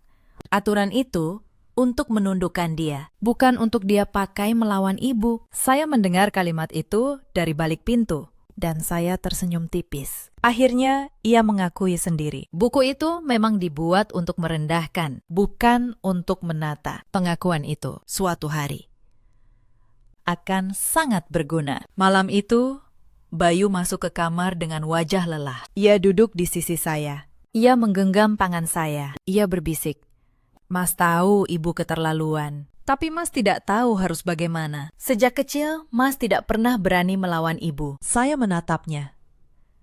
Saya tidak marah padanya. Saya hanya merasa kasihan pada pria yang tumbuh tanpa pernah diajari berdiri tegak. Saya berkata pelan, Mas tidak perlu melawan. Mas hanya perlu diam dan percaya pada saya. Saya tidak akan menyakiti ibu. Saya hanya akan membuat ibu mengerti bahwa rumah ini bukan istana dan kita semua sama tingginya di meja makan. Insiden keempat adalah soal uang. Suatu hari datang tagihan renovasi atap rumah yang bocor. Jumlahnya 300 juta rupiah. Bu Hartini dengan angkuh menyuruh Bayu yang membayar. Padahal tabungan Bayu tidak sebesar itu. Ia seorang karyawan biasa di perusahaan logistik. Bu Hartini berkata, kamu suami, kamu yang tanggung rumah ini rumah keluarga, dan kamu anak laki-laki satu-satunya. Saya yang mendengar itu hanya diam, tapi di kepala saya, satu pertanyaan lama kembali muncul. Kalau ini benar rumah keluarga, atas nama siapa sertifikatnya sekarang? Saya tidak bertanya keras-keras. Saya hanya mencatatnya dalam hati. Seperti saya mencatat setiap detail kecil dalam berkas klien saya. Malam itu, diam-diam, saya mulai bekerja, bukan sebagai menantu, tapi sebagai pengacara. Tidak lama setelah itu, muncul masalah baru soal uang belanja rumah. Setiap bulan, Bayu menyerahkan sejumlah uang kepada ibunya untuk kebutuhan dapur dan rumah. Tapi Bu Hartini, atas bisikan Sari, mulai menuntut jumlah yang jauh lebih besar, dengan alasan harga-harga naik. Padahal saya tahu, sebagian uang itu mengalir ke kantong Sari di Bintaro. Saya tidak menuduh tanpa bukti. Itu bukan cara saya. Saya hanya mulai mencatat setiap pengeluaran, setiap belanja, setiap nota. Diam-diam saya menyimpan salinan mutasi rekening yang Bayu pakai untuk mengirim uang. Saya tahu suatu hari catatan kecil ini bisa menjadi cermin yang memperlihatkan kemana uang itu benar-benar pergi. Suatu malam, Bu Hartini menyindir saya di meja makan. Ia berkata bahwa menantu yang baik seharusnya menyumbang lebih banyak untuk rumah, bukan hanya numpang tinggal. Para kerabat yang kebetulan hadir mengangguk setuju, menatap saya seolah saya benalu di rumah itu. Saya meletakkan sendok saya pelan. Saya berkata dengan tenang, Bu, saya tidak keberatan menyumbang. Tapi izinkan saya bertanya satu hal. Uang belanja yang dikirim Mas Bayu setiap bulan, apakah benar semuanya habis untuk dapur rumah ini? Karena dari yang saya lihat, meja kita tidak pernah berubah. Tapi jumlah yang diminta terus naik. Ruangan terdiam. Bu Hartini terlihat gugup. Sari, yang kebetulan ada di sana. Buru-buru mengalihkan pembicaraan. Saya tidak melanjutkan. Saya hanya ingin menanam satu benih keraguan di kepala Bu Hartini. Benih bahwa mungkin orang yang selama ini ia bela bukanlah orang yang benar-benar tulus padanya. Insiden kelima mengubah segalanya. Kesehatan Bu Hartini mulai menurun. Penyakit mah kronisnya kambuh lagi. Ia kerap menekan perutnya, menahan nyeri yang datang berulang. Bayu sibuk di kantor sejak subuh hingga larut. Dan di rumah tak ada siapapun yang menjaganya pada siang hari, kecuali saya. Satu petang di pertengahan minggu, saya pulang lebih cepat dari biasanya. Begitu membuka pintu, saya mendapati Bu Hartini berdiri di dapur. Ia mencoba membersihkan sayur dengan tangan yang gemetar. Wajahnya pucat. Melihat saya, ia tidak lagi angkuh. Ia hanya melirik sekilas, lalu kembali menunduk. Saya masuk ke dapur. Saya menuang segelas air hangat. Saya bersandar di pintu, mengamatinya. Saya bisa saja membiarkannya, tapi saya bukan orang seperti itu. Kemenangan yang saya inginkan bukan kemenangan yang kejam. Saya berkata dengan nada perhatian yang halus. Bu, kenapa harus ke dapur? Ibu sedang sakit mah. Duduk saja, biar saya yang lanjutkan. Bu Hartini terdiam. Untuk pertama kalinya, ia tidak menyuruh saya berdiri menunggu. Ia hanya mengangguk pelan, lalu duduk di kursi dapur. Saya membuatkannya bubur hangat. Saya menyuapinya pelan-pelan, seperti menyuapi seorang anak kecil. Air mata menggenang di mata tuanya. Ia berbisik. Kenapa kamu masih mau merawat ibu? Padahal ibu sudah memperlakukan kamu seperti itu. Saya tersenyum. Saya berkata, karena saya bukan musuh ibu, saya hanya tidak mau jadi pelayan. Ada beda besar di antara keduanya. Bu, untuk sesaat saya kira tembok itu mulai runtuh. Tapi saya salah, karena ada orang lain yang tidak ingin tembok itu runtuh sama sekali. Insiden keenam memunculkan tokoh yang selama ini bersembunyi. Adik ipar saya, Sari. Anak bungsu Bu Hartini. Usianya 28 tahun. Sari sudah menikah dan tinggal di Bintaro. Tapi ia sering datang ke rumah Menteng dengan satu tujuan yang baru saya sadari belakangan. Ia mengincar rumah itu. Sari melihat hubungan saya dan Bu Hartini mulai mencair. Itu mengganggu rencananya. Selama ini Sari membisikkan pada ibunya bahwa rumah Menteng sebaiknya diwariskan kepadanya. Bukan kepada Bayu, karena Bayu sudah punya istri yang katanya licik. Suatu malam, saya tidak sengaja mendengar Sari bicara pada ibunya di ruang tengah. Suaranya manis, tapi isinya racun. Sari berkata, Bu, hati-hati sama Laras. Dia itu pengacara. Orang-orang seperti dia pintar mengambil hati orang tua, lalu pelan-pelan menguasai harta. Lebih baik ibu balik nama rumah ini ke saya saja. Mumpung ibu masih sehat, biar aman dari tangan menantu. Saya berdiri di balik dinding, dan saya merasakan sesuatu yang dingin di dada saya. Bukan takut, tapi kejernihan. Akhirnya saya tahu siapa lawan yang sebenarnya. Bukan Bu Hartini yang feodal, tapi Sari yang serakah. Insiden ketujuh adalah jebakan pertama Sari. Beberapa hari kemudian, Sari datang membawa seorang pria yang katanya notaris kenalannya. Ia membujuk Bu Hartini menandatangani sebuah surat. Katanya surat itu hanya surat kuasa biasa untuk mengurus pajak rumah. Bu Hartini yang sedang sakit dan mudah lelah hampir saja menandatanganinya. Saya kebetulan pulang tepat waktu. Saya melihat dokumen itu di meja. Naluri pengacara saya langsung menyala. Saya meminta izin membaca sebentar. Dengan alasan, saya juga sedikit mengerti soal surat. Saya membaca dokumen itu. Baris demi baris. Dada saya panas. Itu bukan surat kuasa pajak, itu akta hibah. Surat yang isinya menghibahkan seluruh rumah Menteng kepada Sari secara cuma-cuma, dengan tanda tangan Bu Hartini di bawahnya. Saya menutup dokumen itu pelan. Saya menatap Sari. Saya berkata dengan tenang, surat kuasa pajak tidak perlu pasal tentang peralihan hak milik. Mbak Sari, ini bukan surat pajak. Ini akta hibah. Apa ibu sudah tahu isi sebenarnya? Bu Hartini terkejut.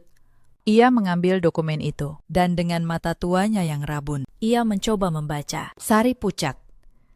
Notaris suruhannya buru-buru membereskan tas dan pamit pergi. Saya menatap Bu Hartini. Saya berkata pelan, Bu, ada orang yang ingin merendahkan saya supaya saya tunduk. Tapi ada juga orang yang tersenyum manis pada ibu, sambil pelan-pelan mengambil rumah dari bawah kaki ibu. Saya serahkan pada ibu mana yang lebih berbahaya. Malam itu, Bu Hartini tidak bisa tidur. Dan untuk pertama kalinya, ia melihat menantunya bukan sebagai musuh, tapi sebagai satu-satunya orang yang baru saja menyelamatkannya. Tapi Sari belum menyerah. Ia hanya mundur untuk menyiapkan serangan yang lebih besar. Insiden ke-8, Sari mengubah taktik.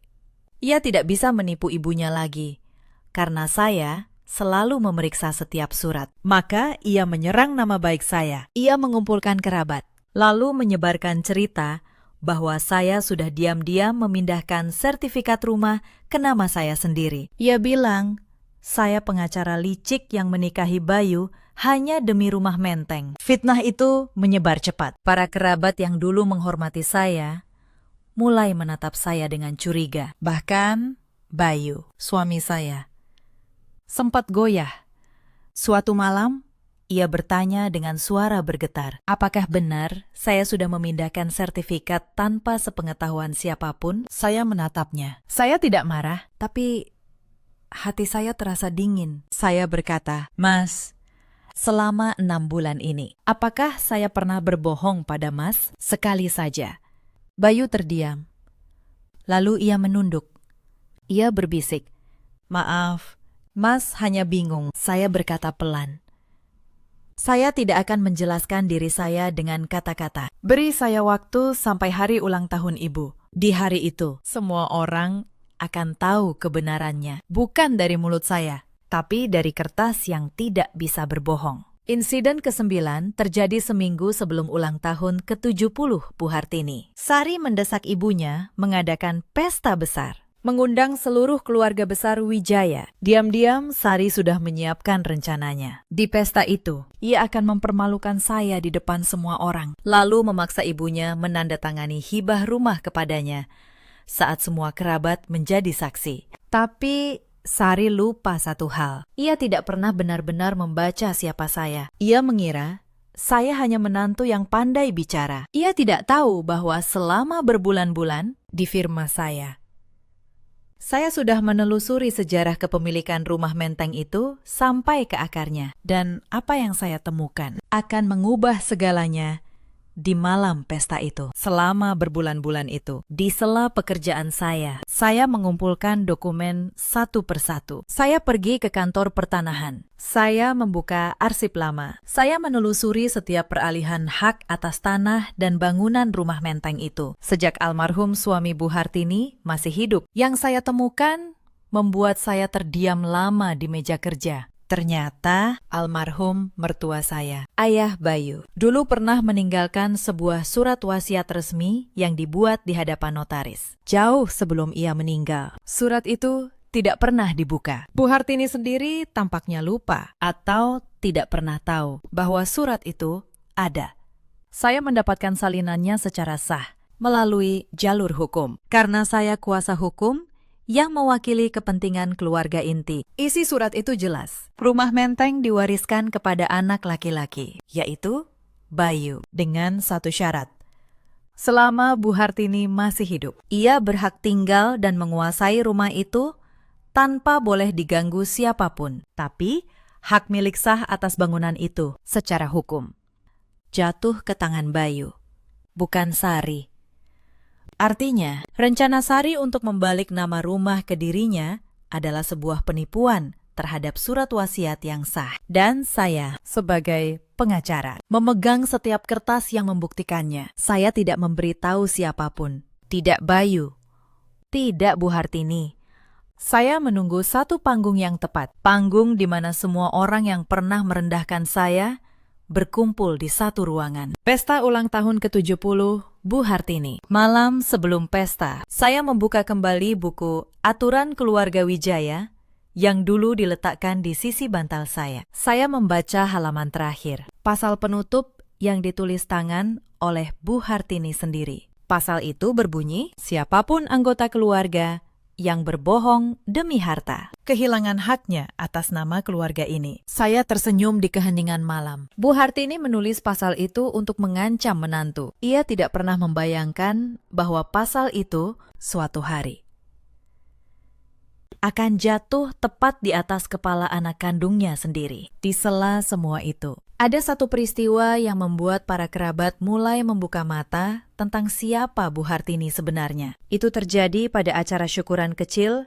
yang diadakan keluarga besar di Rumah Menteng. Karena saya tetap berpegang pada pasal di buku itu, saya tidak wajib memasak masakan yang tidak saya kuasai. Dan karena Sari sengaja tidak mau membantu, Bu Hartini akhirnya harus memasak sendiri untuk 4 meja tamu. Seorang perempuan berusia hampir 70 tahun dengan mah kronis harus berdiri berjam-jam di dapur. Dengan panik, ia meminta Bayu bergegas ke pasar, memborong daging ayam, seafood, dan aneka sayur. Bayu pun berlari tergesa-gesa, bolak-balik tanpa henti. Sari hanya duduk di ruang tamu, sibuk dengan ponselnya, sambil sesekali melempar komentar dari kejauhan. Sari melontarkan komentar dengan nada manis yang justru menusuk. Bu, garamnya dikurangi ya. Om punya tekanan darah tinggi. Potongan ayamnya tolong dirapikan, supaya enak dipandang waktu disajikan. Saya berdiri di ambang dapur, menatap pemandangan itu dengan dada yang berat. Bukan karena puas, justru sebaliknya. Saya melihat seorang perempuan tua yang dulu begitu angkuh, kini menahan sakit di perutnya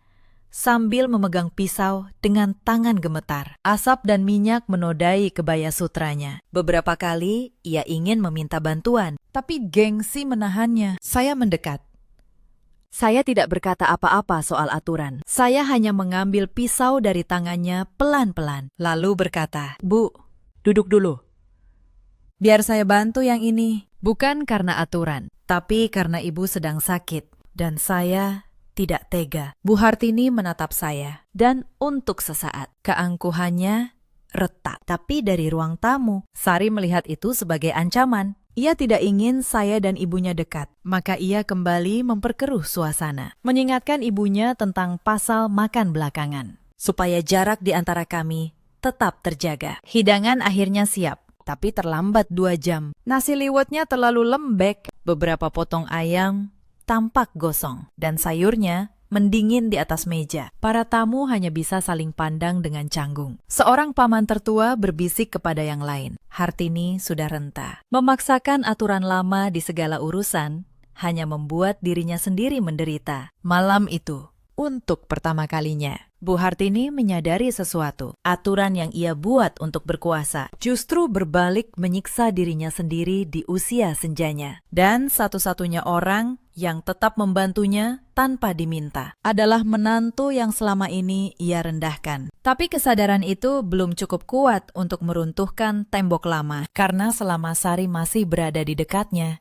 membisikkan racun setiap hari. Bu Hartini selalu kembali ragu. Saya tahu, untuk benar-benar membebaskan rumah ini, saya harus menyingkap kebenaran yang lebih besar. Kebenaran tentang siapa pemilik sah rumah ini sebenarnya. Sementara konflik di rumah memanas di firma hukum saya. Diam-diam saya membuka satu berkas yang tidak saya ceritakan pada siapapun. Setiap pulang kerja lebih awal, saya tidak langsung ke Rumah Menteng. Saya mampir ke kantor pertanahan, lalu ke kantor notaris, tempat almarhum ayah Bayu dulu mengurus surat-suratnya. Pekerjaan ini saya lakukan seperti saya menangani kasus klien. Sabar, teliti.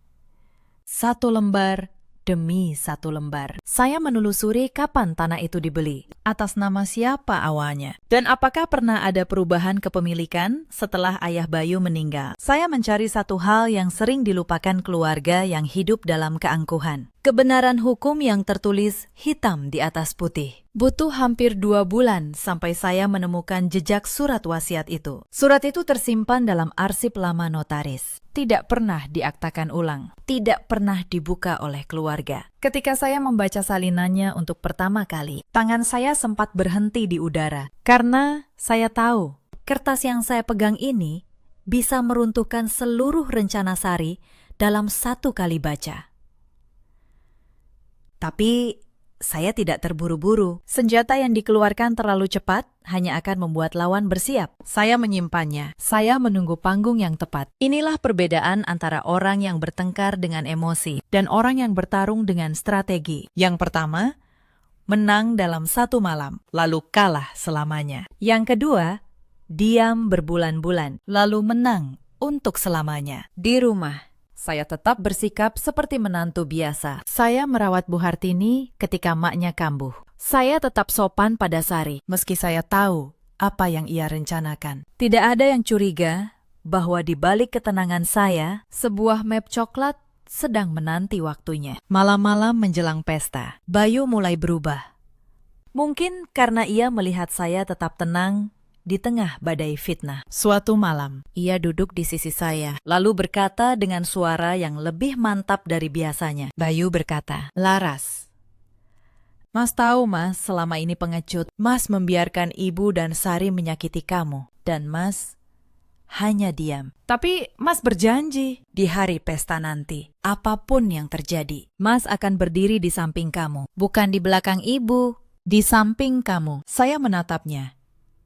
Untuk pertama kalinya, saya melihat benih keberanian di mata pria yang saya nikahi. Saya berkata pelan, "Mas tidak perlu membela saya dengan suara keras. Mas hanya perlu berdiri dan tidak menunduk. Itu saja sudah cukup." Bayu mengangguk. Malam itu, saya tahu, tembok terakhir di dalam dirinya mulai retak. Dan ketika seorang suami akhirnya berani berdiri, tidak ada ibu mertua, tidak ada adik ipar yang bisa merobohkan rumah tangga itu lagi. Tapi sebelum malam pesta itu tiba, Sari melancarkan satu pukulan terakhir untuk menyingkirkan saya lebih dulu. 3 hari sebelum pesta, Sari datang ke rumah Menteng dengan wajah berlinang air mata palsu. Ia bersujud di kaki ibunya, mengeluh bahwa rumah tangganya di Bintaro sedang hancur. Suaminya kabur dan ia tidak punya tempat tinggal. Ia memohon agar diizinkan kembali tinggal di rumah Menteng, di kamar utama. Kamar yang selama ini saya dan Bayu tempati. Bu Hartini yang lemah dan mudah luluh oleh tangis anak bungsunya, hampir menyetujui. Sari menatap saya dengan sudut matanya. Senyum kemenangan tersembunyi di balik air mata. Ia ingin mengusir saya pelan-pelan dari rumah itu, supaya saat pesta tiba, saya sudah tidak punya tempat berdiri. Sari berkata dengan suara terisak, "Bu, kamar utama itu hak anak kandung, bukan menantu. Laras bisa pindah ke kamar belakang, atau lebih baik dia pulang dulu ke rumah orang tuanya di Bekasi sampai keadaan tenang." Saya berdiri tenang.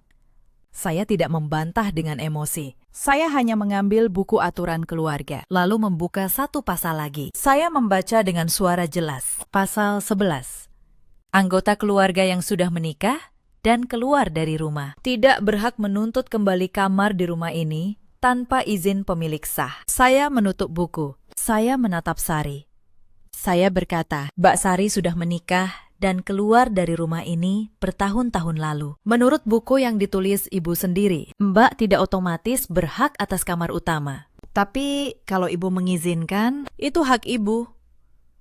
Saya hanya membacakan apa yang tertulis. Sari menggeretakkan giginya. Sekali lagi, senjata yang dibuat untuk menjerat saya berbalik menusuk orang yang memegangnya. Bu Hartini menatap kedua menantu dan anaknya bergantian. Dan untuk pertama kalinya, ia melihat dengan jelas siapa yang jujur dan siapa yang berpura-pura. Malam itu, Bu Hartini memanggil saya ke kamarnya. Ia duduk di tepi tempat tidur. Tubuhnya tampak lebih kecil dan lebih tua dari biasanya. Ia menepuk tempat di sisinya, menyuruh saya duduk. Bu Hartini berkata pelan, suaranya tidak lagi dingin. "Laras, Ibu mau tanya satu hal. Jujur saja, kamu menikahi Bayu karena apa?" Saya menatap matanya. Saya berkata, "Karena saya mencintainya." "Bu, bukan karena rumah ini, bukan karena nama Wijaya. Kalau saya mau harta, saya bisa mendapatkannya sendiri dari pekerjaan saya. Saya tidak butuh merebut apapun dari ibu." Bu Hartini terdiam lama. Lalu, air mata mengalir di pipinya yang keriput. Ia berkata, "Ibu salah menilai kamu. Selama ini ibu kira kamu lawan, padahal kamu satu-satunya yang berdiri di depan saya tanpa topeng. Saya menggenggam tangannya. Saya berkata, Bu, besok lusa, di hari ulang tahun ibu, akan ada hal yang ibu harus lihat sendiri. Saya minta satu hal, apapun yang terjadi, percayalah pada kertas, bukan pada air mata. Karena air mata bisa berbohong. Kertas? Tidak. Bu Hartini mengangguk pelan, meski ia tidak mengerti apa maksud saya. Tapi untuk pertama kalinya dalam 6 bulan, ia tidur dengan tenang. Karena ia tahu ada seseorang yang menjaga rumahnya, bukan mengincarnya. Sementara di kamar saya menyusun semua dokumen ke dalam satu map coklat, salinan surat wasiat almarhum, sertifikat asli rumah, riwayat peralihan hak dari kantor pertanahan, dan akta hibah palsu yang dulu hampir ditandatangani Bu Hartini, yang saya simpan sebagai bukti niat jahat Sari. Saya menatap map itu lama. Besok bukan tentang balas dendam. Besok adalah tentang meletakkan kebenaran di atas meja, di depan semua orang yang pernah menatap saya sebelah mata, lalu membiarkan kertas yang berbicara. Hari ulang tahun ke-70, Bu Hartini tiba. Rumah menteng dihias mewah. Karangan bunga berjajar di teras. Meja panjang penuh hidangan. Hampir seluruh keluarga besar Wijaya datang. Paman, bibi, sepupu. Semua berkumpul di ruang tengah yang berlampu kristal. Dan di antara mereka, Sari berdiri dengan senyum yang sudah ia siapkan sejak lama. Saya datang dengan pakaian sederhana, membawa satu map coklat di tangan. Beberapa kerabat berbisik melihat saya. Cerita fitnah Sari sudah menyebar. Di mata mereka, saya adalah menantu licik yang diam-diam mengincar rumah ini. Acara berjalan. Setelah tiup lilin, Sari mengambil mikrofon. Inilah saat yang ia tunggu. Ia memasang wajah sedih, lalu bicara di depan semua orang. Sari berkata, "Keluarga besar yang saya hormati, di hari bahagia ibu, ada satu hal yang harus saya sampaikan, supaya keluarga kita tidak hancur. Saya punya bukti bahwa menantu kita, Laras, sudah diam-diam memindahkan sertifikat rumah ini ke namanya sendiri. Ia memanfaatkan keahliannya sebagai pengacara untuk menipu ibu yang sudah tua." Ruangan gempar. Mata semua orang menatap saya dengan kemarahan. Beberapa paman berdiri. Suara mulai meninggi. Bayu berdiri pucat di samping saya. Tangannya gemetar. Bu Hartini terlihat bingung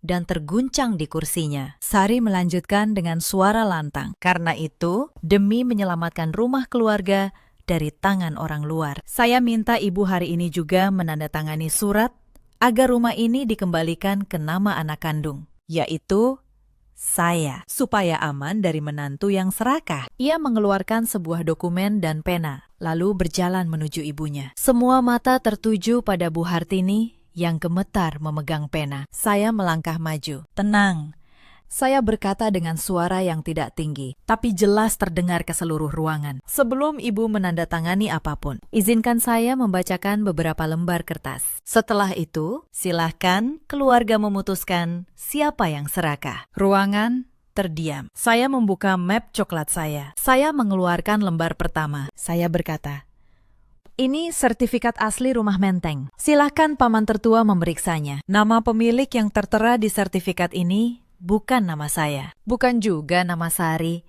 Ini masih atas nama almarhum ayah Bayu." Saya menyerahkan sertifikat itu kepada paman tertua. Ia memeriksanya, lalu mengangguk. "Benar, bukan nama saya." Tuduhan pertama Sari runtuh dalam satu kalimat. Wajahnya mulai berubah. Saya mengeluarkan lembar kedua. Saya berkata, "Ini surat keterangan dari kantor pertanahan. Mencatat seluruh riwayat peralihan hak atas rumah ini. Tidak ada satupun peralihan ke nama saya. Tidak pernah ada. Fitnah bahwa saya memindahkan sertifikat adalah kebohongan yang bisa dibawa ke pengadilan." Beberapa kerabat yang tadi menatap saya dengan benci mulai menunduk. Mereka sudah terlanjur percaya cerita Sari. Lalu saya mengeluarkan lembar ketiga, yang paling penting. Saya berkata, "Dan ini, surat wasiat resmi almarhum ayah Bayu, dibuat di hadapan notaris sebelum beliau meninggal. Surat ini tidak pernah dibuka selama bertahun-tahun. Isinya jelas. Rumah ini diwariskan kepada Bayu, anak laki-laki, dengan syarat Bu Hartini berhak tinggal dan menguasai rumah ini seumur hidup, tanpa boleh diganggu siapapun. Ruangan benar-benar sunyi sekarang. Saya menatap Sari, lalu melanjutkan. Artinya, secara hukum, rumah ini tidak pernah bisa dihibahkan kepada Sari. Siapapun yang memaksa Bu Hartini menandatangani hibah kepada selain ahli waris sah, sedang melakukan penipuan terhadap surat wasiat. Dan itu, Mbak Sari, adalah tindak pidana. Sari menjadi pucat pasi. Tapi saya belum selesai. Saya mengeluarkan lembar terakhir dari map saya. Saya berkata pelan, ini akta hibah palsu yang beberapa minggu lalu hampir Ibu tanda tangani. Dokumen yang dibawa Mbak Sari, yang katanya hanya surat kuasa pajak. Padahal isinya menghibahkan seluruh rumah ini kepada Sari secara cuma-cuma. Saya simpan ini sebagai bukti bahwa sejak awal yang berniat merampas rumah ini bukan saya, tapi anak kandung Ibu sendiri. Saya meletakkan semua dokumen di atas meja, di depan seluruh keluarga. Saya berkata, saya tidak pernah memindahkan satu lembar sertifikat pun. Saya hanya menjaga agar rumah ini tetap di tangan yang seharusnya. Saya seorang pengacara. Tugas saya membaca kebenaran di atas kertas. Dan kertas tidak pernah berbohong. Bu Hartini meraih surat wasiat suaminya dengan tangan gemetar. Ia membacanya pelan-pelan, dan air mata mulai mengalir di pipinya. Ia mengenali tanda tangan almarhum suaminya. Ia tahu surat itu asli. Lalu Bu Hartini berdiri. Meski tubuhnya lemah, suaranya tegas untuk pertama kalinya malam itu. Ia menatap Sari. Bu Hartini berkata, Sari, Ibu menulis sendiri pasal terakhir di buku aturan keluarga ini. Siapapun yang berbohong demi harta, kehilangan haknya atas nama keluarga ini. Ibu tidak pernah menyangka orang pertama yang melanggar pasal itu adalah anak Ibu sendiri. Sari menangis. Kali ini bukan air mata palsu. Ia berlutut, memohon ampun. Tapi para kerabat yang tadi memusuhi saya, kini berbalik menatapnya dengan kecewa. Kebenaran sudah terbuka di atas meja, dan tidak ada air mata yang bisa menutupinya kembali. Salah satu paman yang tadi paling keras menuduh saya berdiri. Ia menatap Sari, lalu berkata dengan suara berat, Sari, kami semua tadi hampir ikut menghakimi Laras karena ceritamu. Ternyata kamu yang menyebar fitnah, sementara dia yang menjaga rumah ini. Kamu harus malu. Seorang bibi yang dulu memanggil saya pembantu menunduk dalam-dalam. Ia mendekati saya, lalu meminta maaf dengan suara bergetar. Ia berkata bahwa selama ini ia salah menilai saya, dan ia menyesal pernah merendahkan saya di depan banyak orang. Saya hanya mengangguk pelan.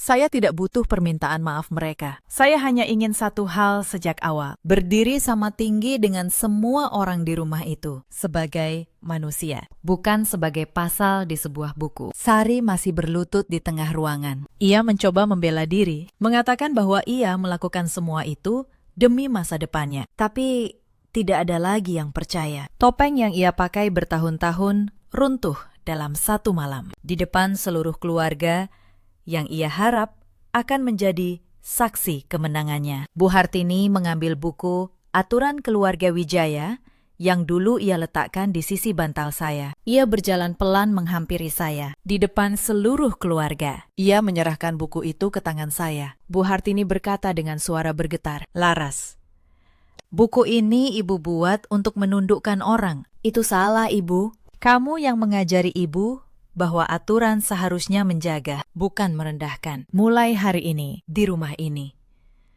tidak ada lagi yang berdiri menunggu untuk makan. Kita semua duduk di satu meja, sama tinggi. Saya menerima buku itu. Saya tidak merasa menang.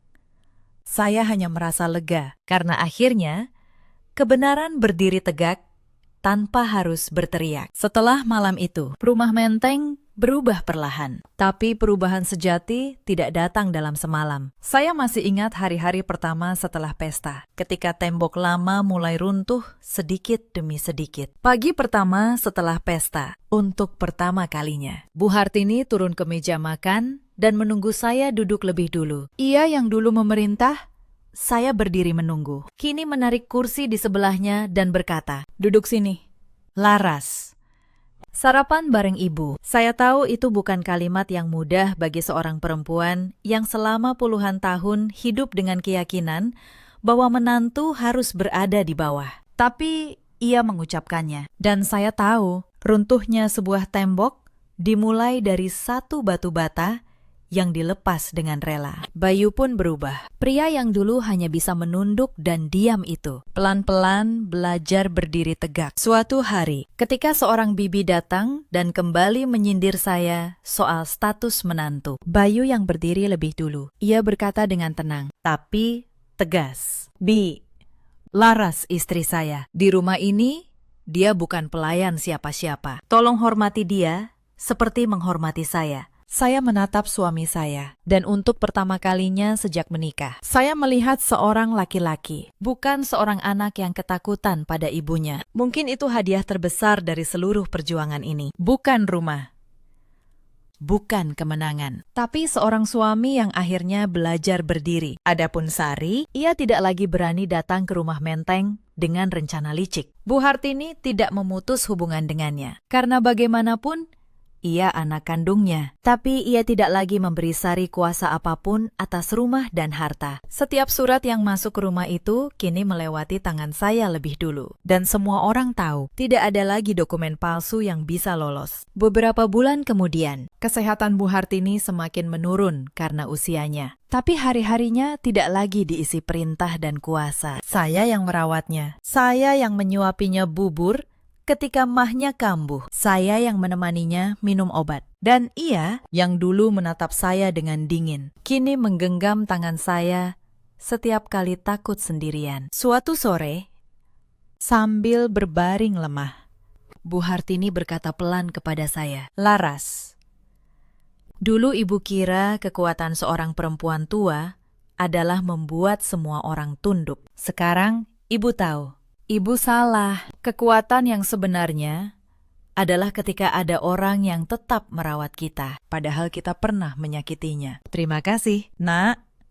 Ibu menyesal baru mengerti di akhir usia. Saya menggenggam tangannya. Saya tidak menjawab dengan kata-kata. Saya hanya tersenyum. Dan untuk pertama kalinya, saya merasa benar-benar diterima sebagai bagian dari keluarga itu. Bukan sebagai menantu yang paling rendah, tapi sebagai seorang anak. Waktu berlalu, dan hubungan saya dengan Bu Hartini berubah menjadi sesuatu yang tidak pernah saya bayangkan di malam pertama dulu. Ia mulai memanggil saya, "Nak," bukan lagi sekadar menantu. Setiap sore, ketika saya pulang kerja, ia sudah menunggu di ruang tengah, ingin bercerita tentang hari-harinya. Perempuan yang dulu begitu dingin itu, ternyata hanya seorang ibu tua yang takut kesepian di rumah besarnya. Aturan dan keangkuhan selama ini hanyalah tembok yang ia bangun untuk menutupi ketakutannya sendiri. Buku aturan keluarga Wijaya, yang dulu dipakai untuk merendahkan saya, kini tersimpan di lemari. Tidak lagi sebagai senjata, tapi sebagai pengingat. Pengingat bahwa aturan yang dibuat untuk menindas suatu hari akan berbalik kepada orang yang membuatnya, dan bahwa kehormatan sejati tidak pernah bisa dipaksakan dengan pasal. Ia hanya bisa tumbuh dari rasa saling menghargai. Bu Hartini meninggal dunia dengan tenang 2 tahun setelah malam pesta itu. Ia pergi sambil menggenggam tangan saya, bukan tangan Sari. Di hari terakhirnya, ia berkata bahwa ia bersyukur karena di akhir hidupnya, ia akhirnya tahu siapa yang benar-benar menyayanginya. Rumah Menteng kini sah menjadi milik Bayu, sesuai surat wasiat ayahnya. Dan di rumah itu, tidak ada lagi meja tempat seseorang harus berdiri menunggu untuk makan. Cerita ini mengajarkan kita satu hal. Kehormatan dalam sebuah keluarga tidak pernah lahir dari dogma atau aturan yang memaksa. Ia tumbuh dari saling pengertian. Ketika kita menggunakan kekuasaan untuk menundukkan orang yang seharusnya kita cintai, tanpa sadar,